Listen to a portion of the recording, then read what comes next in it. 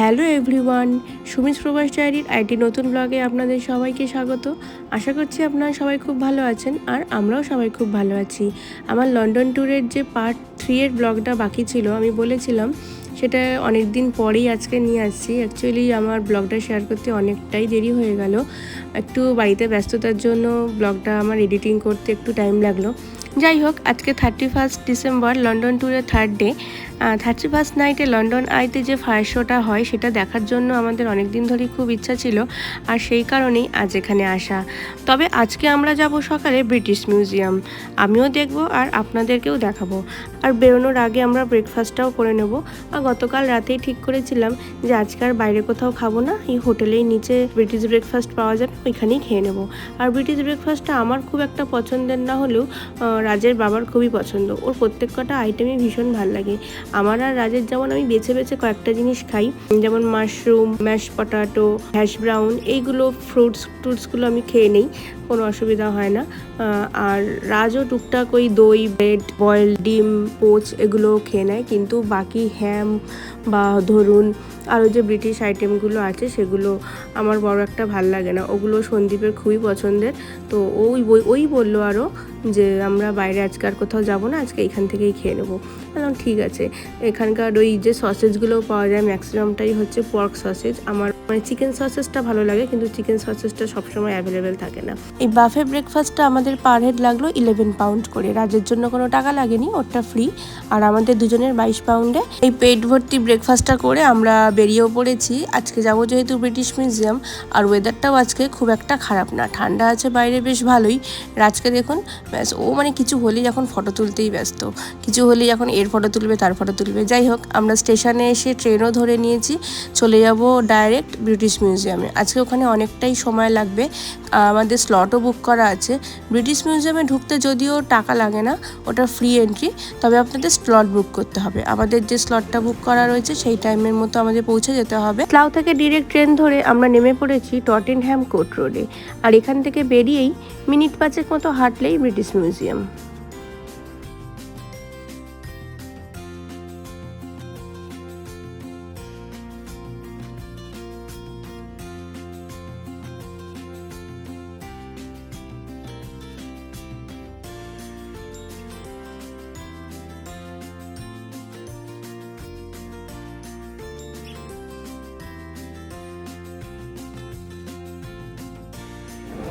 আমরা এখন যাচ্ছি ব্রিটিশ মিউজিয়াম।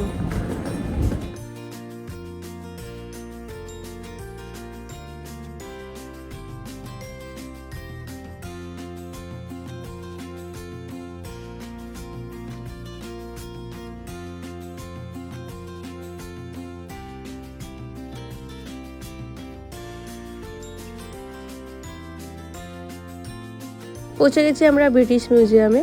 বেশ অনেকটাই ভিড় দেখলাম। আমাদের যে স্লটটা বুক করা ছিল সেই স্লটে দেখলাম বেশ ভালোই লোক হয়েছে, আমাদের রীতিমতো লাইন দিয়েই ভেতরে ঢুকতে হলো। আর মিউজিয়াম কখন ওপেন থাকে সেটা ঢুকতে বাদিকেই আপনারা দেখতে পেয়েছেন। তো চলুন আমরা ঢুকে যাই মিউজিয়ামের ভেতরে। আর এত বড় মিউজিয়াম, এর এতগুলো পার্ট, আমরা কোথা থেকে স্টার্ট করব সেটা বুঝতে পারছিলাম না। তো ঢুকেই আমরা যেটা করলাম, আমরা চলে গেলাম ম্যাপটার দিকে, যেখানে ম্যাপটা রয়েছে কোন ফ্লোরে কি রয়েছে সেটা আমরা ভালো করে আগে দেখে নিলাম। আর সেখানে প্রথমেই যেটা আমরা দেখলাম, কারণ বুঝতে পেরেছি যে এত বড় মিউজিয়াম আমরা সত্যি কথা একদিনে কমপ্লিট করা কখনোই পসিবল না, যদি আপনি সব ভালোভাবে দেখতে চান। তো সেই জন্য আমরা এশিয়ান পার্টটা আগে দেখে নিলাম, কারণ এশিয়ান পার্টের মধ্যেই তবু একটু আমরা বুঝতে পারবো আমরা ছোটোবেলায় যেগুলো পড়েছি, হ্যাঁ, সেগুলোর সাথে কিছুটা সামঞ্জস্য আমরা পাবো, সেগুলো দেখলেও ভালো লাগবে। তাই জন্য আমরা ফার্স্ট চলে গেলাম এশিয়ান পার্টটা যেখানে আছে, যে ফ্লোরে আছে আমরা সেই ফ্লোরটাতে।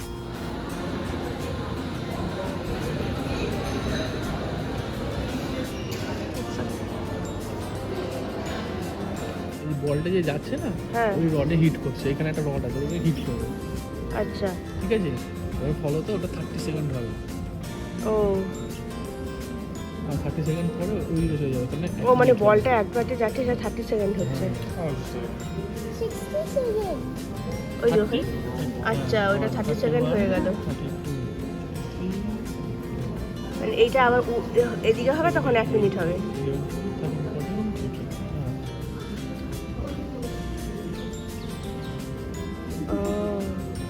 এই 1 মিনিট হলো। আচ্ছা আচ্ছা আচ্ছা।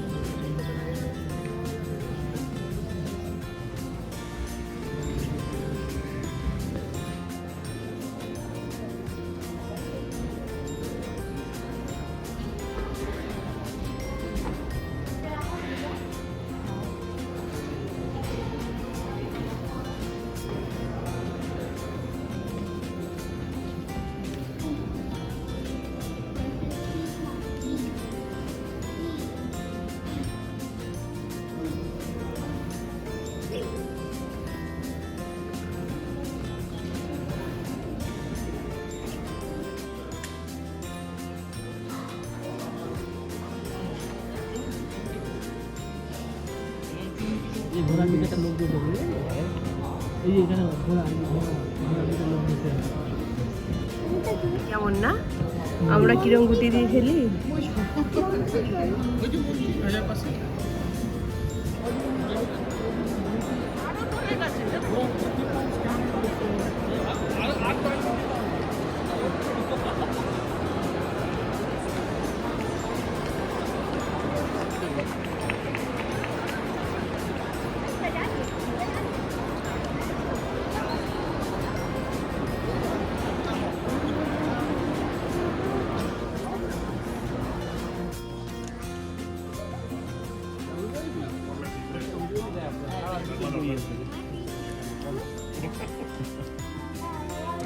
এদিকে তাকালে সেদিকে বই, হ্যাঁ বাবা, ওখানে কিছু জন ইয়ে আছে, তার মধ্যে মহাত্মা গান্ধীর আছে, শার্লক হোমসের আছে, কি আছে? লেখা কিছু কে ছিল আর কি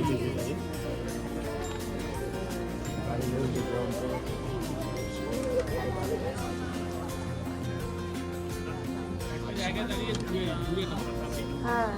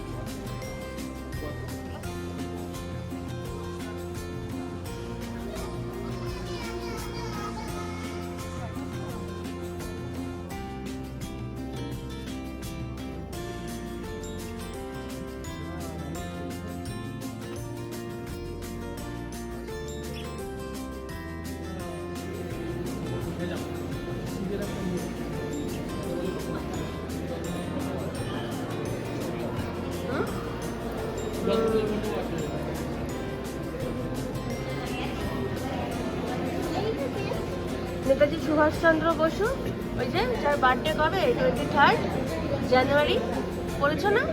নেতাজি সুভাষচন্দ্র বসুর বার্থডে, হ্যাঁ 23 জানুয়ারি।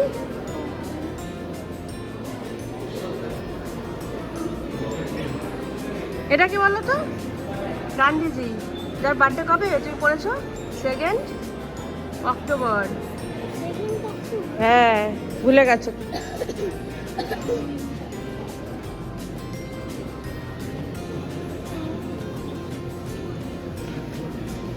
গডেস কালী, দেখ কালী সম্পর্কে লেখা পেয়েছে হনুমান। পেলি তো, পেলি? মজা লেগেছে এবারে? হ্যাঁ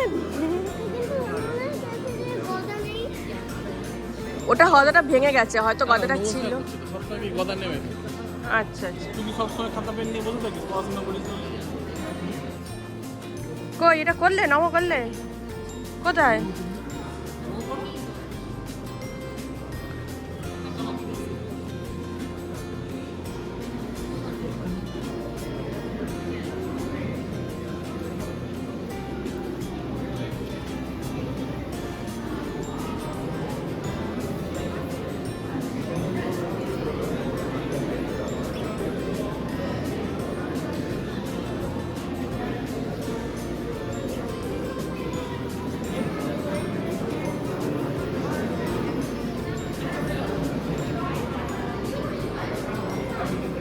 ও এটা পুরো কোন সময় কি হয়েছে সেটা পুরো লেখা আছে। Great Pyramid is in ah, Giza, Indus civilization, so the earliest urban settlement. পুরো ইতিহাসটা এখানে লেখা আছে। এই দেখো, মোগল ইয়ের পরেই চলে এসছে ইস্ট ইন্ডিয়া কোম্পানি, 1757।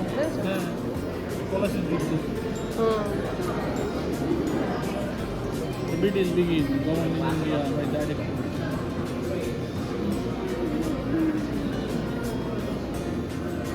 এই যে 1947 সালে ক্রিয়েটে independent state of India and east and west Pakistan. Then West Pakistan become what? হ্যাঁ, Another then west Pakistan, East Pakistan. এই sorry, then east Pakistan declared independence and rename Bangladesh.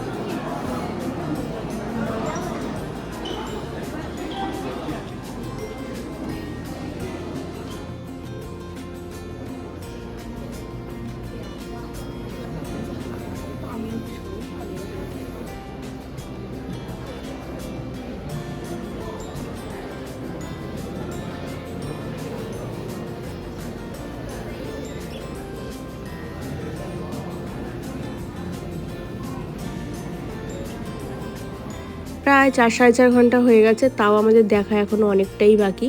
আর রাজও এবার দেখছি বিরক্ত হয়ে যাচ্ছে, এবার বলছে আর ভাল লাগছে না মা, বাড়ি চলো। ওর নিজের যেগুলো দেখার ইন্টারেস্ট পাওয়া সেগুলো হয়ে গেছে, দেখা হয়ে গেছে, এবারে ওর এবার বাড়ি যাওয়ার মতো এবার তাড়া লাগিয়েছে। তো আমিও রাজের বাবাকে বললাম যে ঠিক আছে চলো আমাদের, এবার এটা তো পুরোটা দেখা একদিনের কোনো মতেই পসিবল না। তো আমরা বেরিয়ে এলাম, মোটামুটি টুকটাক যেগুলো দেখার, এশিয়ান পার্টটা ভালোভাবে দেখেছি, বাকিগুলো একটু টাচ করে বেরিয়ে এসেছি। সেরকমভাবে আর ভালোভাবে দেখার সময় হয়নি, কারণ আমাদের বাড়ি যেতে হবে, মানে বাড়ি না, আমাদের হোটেল ফিরতে হবে। হোটেলে ফিরে আমরা আবার আজকে বেরোবো, আজকে যেহেতু 31, তো লন্ডনের ফায়ার শোটা দেখার জন্য আজকে একটুখানি চেষ্টা করব, কারণ ওটার টিকিট আমরা পাইনি, ওটার জন্য আমাদের টিকিট বুক করতে লাগে, কিন্তু আমরা টিকিট পাইনি। তো দেখা যাক কোনো রকমভাবে যদি ম্যানেজ করে আমরা লন্ডন আইয়ের ফায়ার শোটা দেখতে পারি। তো সেই জন্য একটু তাড়াতাড়ি হোটেলে ফিরে আবার একটু রেস্ট নিয়ে সন্ধ্যের পরেই বেরোবো। আজকে আবার শুনলাম 31 জন্য অনেক রাস্তা নো এন্ট্রি করে দিয়েছে, আবার অনেক বাসও ক্যান্সেল, অনেক ট্রেনও ক্যান্সেল। তো সেই জন্য আমাদের একটু রিস্ক হয়ে যাবে, তবুও ভেবেছি একটু তাড়াতাড়ি বেরিয়ে যদি ওখানে পৌঁছতে পারি, কারণ কি ওয়েদার থাকবে সেটাও বলা যাচ্ছে না। ওয়েদার তো দেখাচ্ছে বিকেলের দিকে থেকে আবার বৃষ্টি নামবে, তো সেই একটা ভয়ও রয়েছে। তো দেখা যাক কী হয়, একটু হোটেলে ফিরে নিয়ে রেস্ট নিয়ে তারপর আবার লন্ডনের দিকেই আসবো বাসে করে। তো চলুন এখন হোটেলে ফেরা যাক।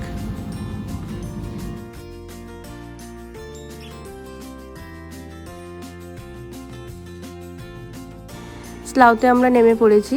তো ঘড়ির কাঁটায় তখন দেখলাম মোটামুটি 3:30 কাছে বাজে, একটু পরেই তো সন্ধে নেমে যাবে, আর আমাদের কারোর লাঞ্চও করা হয়নি, সবার খিদেও পেয়ে গেছে।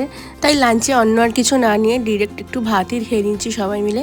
ভাত টাত খেয়ে তারপরে আমরা হোটেলে গিয়ে একটু রেস্ট নিলাম, রেস্ট নিয়ে তারপর আমরা 7:30 নাগাদ বাস ধরলাম। স্লাউ থেকেই বাস ধরেছি, এটা ডিরেক্ট যাবে লন্ডনে, আর লন্ডনের কাছেই, যেখানে লন্ডনের কাছে ঠিক যাবে না, এটা যেহেতু এখন সব জায়গা নো এন্ট্রি করে দিয়েছে, অনেক জায়গা নো এন্ট্রি করে দিয়েছে, আমাদের বেশ কিছুটা দূরে নেওয়া হবে, সেখান থেকে আমাদের হেঁটে পৌঁছতে হবে। আমরা লন্ডন আই থেকে বেশ অনেকটা দূরেই থাকবো, কারণ লন্ডনের কাছে শুনলাম কোনো রকম স্পেস নেই, কোনো রকম বাচ্চা নিয়ে একটু যে দাঁড়িয়ে আমরা ফায়ার শো দেখবো সেরকম পজিশান নেই, কারণ প্রচণ্ড ভিড়, প্রচণ্ড মানে রাশ। তো সেখানে আমি ঠিক রিস্ক নিলাম না, রাজকে নিয়ে যাব, তারপর ওয়েদারটাও ভালো না, মানে দেখাচ্ছে কি বৃষ্টি হবে। তো সেই জন্য আমরা টেমসের ধারেই থাকবো, কিন্তু লন্ডন আই থেকে বেশ অনেকটা দূরে, আর ফায়ার শোটা যেহেতু অনেকটা দূর থেকেও দেখা যাবে, তাই জন্য আমরা ওই ভিড়ের মধ্যে ওই গ্যাদারিংয়ে আর রাজকে নিয়ে গেলাম না, তাই জন্য একটু দূর থেকেই টেমসের ধারেই থাকবো, অনেকটা দূর থেকেই দেখবো। আমাদের বাসে করে পৌঁছতে মোটামুটি ঘন্টাখানেক লাগবে।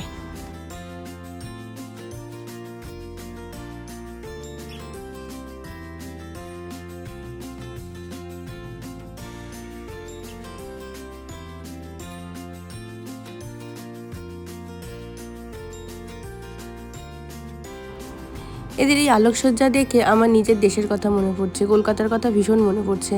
পুজোর সময় বা নিউ ইয়ারেই বলুন, আমাদের কলকাতা যেরকম আলোতে কি সুন্দর মানে সেজে ওঠে, একদম মোহময়ী লাগে, ঠিক এদের শহরটাও, এই লন্ডন শহরটাও ঠিক সেরকম লাগছে। মানে আমি লন্ডনে রয়েছি বটে, বাট আমার মনটা আমার কেমন জানি না ভীষণ কলকাতার কথা মনে পড়ছে।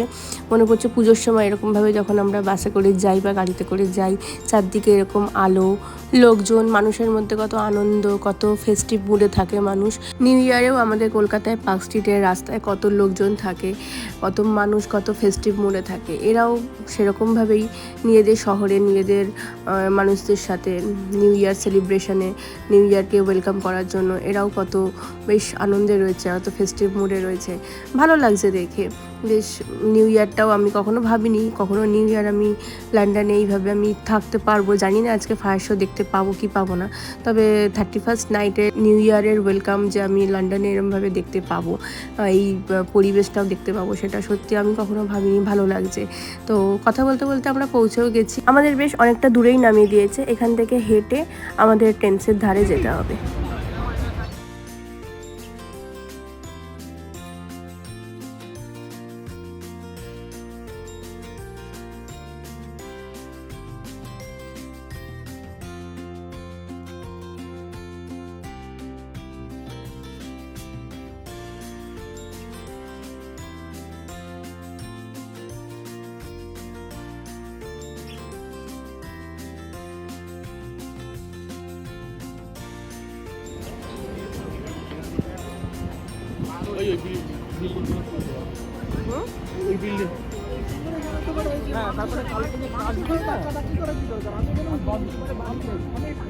প্রায় মিনিট 20 মতো হেঁটে আমরা পৌঁছলাম এই থেমসের ধারে। অনেক লোক এখানেও ওয়েট করছে, কারণ যেখানে লন্ডন আই তার সামনে অনেক এত রাশ, এত ভিড়। তার পাশে দুটো ব্রিজ আছে, মিলেনিয়াম ব্রিজ, আর একটা ব্রিজও আছে, আমার নামটা এই মুহূর্তে মনে পড়ছে না। ওই যে দূরে দেখুন লন্ডন আই দেখা যাচ্ছে, ওখানে মারাত্মক ভিড়। আর সেখানেকার ভিড়ে জায়গা না পেয়ে আমাদের মতো অনেকেই এই এতটা দূরে ওয়েট করছে ফায়ার শো দেখার জন্য। দেখুন দূর থেকে লন্ডন আইটা কত ছোট্ট লাগছে দেখতে, বাট ওই যে ব্রিজটা দেখা যাচ্ছে, ওই ব্রিজটাতেও পুরো ভিড়। ওই ব্রিজটাতেও আমরা ভেবেছিলাম যে হয়তো ব্রিজটাতে দাঁড়ানো দেখতে পাবো, বাট ব্রিজটাতেও উঠতে দিচ্ছে না, ব্রিজটাতেও পুরো লোক ভর্তি হয়ে গেছে, আর কাউকে উঠতে দেওয়া হচ্ছে না। আর অনেকক্ষণ ধরে ওয়েট করার পর হঠাৎ দেখি অ্যানাউন্স করছে যে আকাশে এত মেঘ করেছে, দেখুন আকাশ পুরো মেঘে ভর্তি, ওয়েদারের জন্য ফায়ার শো নাও হতে পারে, বৃষ্টি হওয়ার চান্স আমাদের দেখাচ্ছে 90%। আমরা ওয়েদারটা চেক করলাম, দেখলাম 90% বৃষ্টি হওয়ার চান্স, আর অ্যানাউন্স করছে যদি বৃষ্টি হয় তাহলে ফায়ার শো হয়তো হবে না। তো আমরা খুব কনফিউজ, আর ভাবছি যদি বৃষ্টিও নামে, সঙ্গে ছাতাও নেই, বাচ্চা আছে, তো সেজন্য আমরা অনেক ভেবে আলোচনা করে, আর এত হাওয়া দিচ্ছে তখন মানে রীতিমতো ঝড় ওঠার মতো বিষয় হয়ে দাঁড়িয়েছে। তো তাই জন্য ভারাক্রান্ত মনে আমরা ওখান থেকে, আর যেহেতু বাচ্চা রয়েছে আমরা রিস্ক নিলাম না, চলে এলাম মেট্রো স্টেশনে, কারণ ওখান থেকে মেট্রো ধরে আমার মানে চোখ মুখ মানে এত খারাপ হয়ে গেছে, মানে মুডটাই খারাপ হয়ে গেছে যে এলাম এত কষ্ট করে, কিন্তু ফায়ার শোটা দেখতে পেলাম না।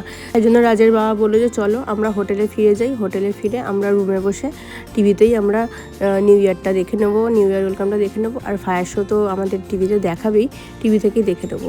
আমি তবু বললাম যে টিভিতে দেখা আর সামনাসামনি এসেছিলাম, একটু যদি দাঁড়িয়ে যেতাম, কিন্তু বলছি বটে, কিন্তু আমার রাজের জন্যই মেনলি চিন্তা হচ্ছে, ছাতা আনিনি, তারপর যদি খুব বৃষ্টি পড়ে তখন রাজকে নিয়ে আমরা বিপদে পড়ে যাব, ওর শরীর খারাপ হয়ে গেলে তখন আমাদের খুব মুশকিল হয়ে যাবে। আর এখানে তো ডাক্তারের খুবই সমস্যা, আপনারা জানেন। তারপর একটা জায়গায় এসে যদি রাজের জ্বর টর চলে আসে, তো সেই জন্য আমরা এই 7-5 ভেবে আর দাঁড়ালাম না। মনটা সত্যি কথা বলতে খারাপ করেই আমরা হোটেলে ফিরে যাচ্ছি।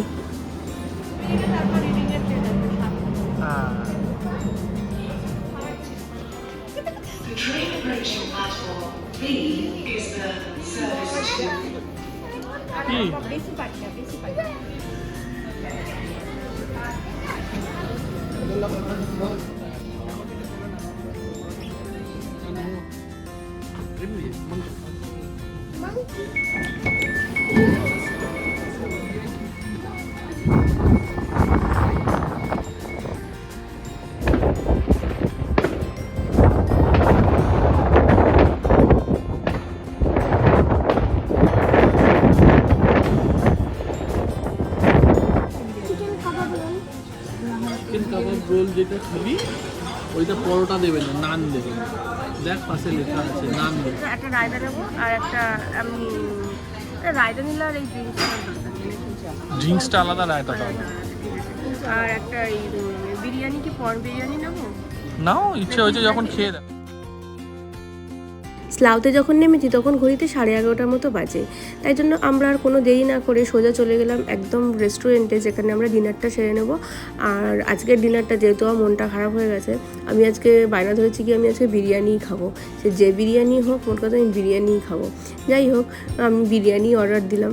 আর আমার দেখে দেখে ওরাও কেউ কেউ বিরিয়ানি নিল, কেউ তাদের পছন্দ মতো ডিশ নিল। আমাদের খেতে খেতে মোটামুটি 12টার কাছাকাছি হয়ে গেছিলো, 5-10 মিনিট বাকি, তখন আমাদের মোটামুটি ডিনার কমপ্লিট। আর ততক্ষণে মানে কিছুক্ষণ স্লাউতে নেমেই দেখি বিভিন্ন জায়গায় ফায়ার শো শুরু হয়ে গেছে। তারপরে আমরা হোটেলে চলে এলাম, মানে ওখান থেকে ডাইরেক্ট আমরা হোটেলে এসে তখন ঘড়িতে জাস্ট 12টা বাজে আর আমরাও হোটেলে পৌঁছেছি। খুলেই আগে টিভিটা খুললাম, আর খুলতেই এই যে লন্ডনের ফায়ার ওয়ার্কস, যেটা পরে ওয়েদারটা ঠিক হওয়াতে ওরা যেটা বলছিল যে ক্যান্সেল হয়ে যেতে পারে, বাট ক্যান্সেল হয়নি। আমরা দাঁড়িয়ে থাকলে হয়তো দেখতে পেতাম, বাট আমরা রিস্কটা নিলাম না, যেহেতু আমাদের সাথে বাচ্চা ছিল। রাজের একটু অসুবিধা হয়ে যেত, কারণ ফেরার সময় ট্রেন অনেক কিছুই ক্যান্সেল করে দিয়েছে, তো আমাদের ফেরাটা একটু অসুবিধা হয়ে যেত সারা রাতে। তো সেই জন্য আর ওটা মনের মধ্যে সেই দুঃখটা চেপে রেখে সেই টিভিতেই দেখলাম। আর সত্যি এটা সামনে থেকে দেখতে পারলে খুবই ভালো লাগতো। ঠিক আছে, চলো, সবটাই লাকের ব্যাপার। গেলাম যে কারণে, সেটা আর হলো না, তো কোনো ব্যাপার না। নিউ ইয়ার সবার ভালো কাটুক, হ্যাপি নিউ ইয়ার সবাইকে। যদিও অনেকটা দেরি হয়ে গেছে, তবুও বলবো সবাই ভালো কাটুক, এই নতুন বছর সবাই সুস্থ থাকুক, ভালো থাকুক। আর আমার ব্লগটাও এবার শেষ করছি, দেখা হবে নতুন আরেকটি ব্লগে খুব তাড়াতাড়ি। ততক্ষণ সবাই ভালো থাকবেন, সুস্থ থাকবেন, আর সবাইকে খুব ভালো রাখবেন। এতক্ষণ যারা আমার ব্লগটির সাথে ছিলেন তাদের অসংখ্য ধন্যবাদ। কেমন লাগলো আজকের ব্লগটা অবশ্যই জানাবেন, ভালো লাগলে একটা লাইক করে দেবেন। আজকে তাহলে আসি, সবাইকে টাটা।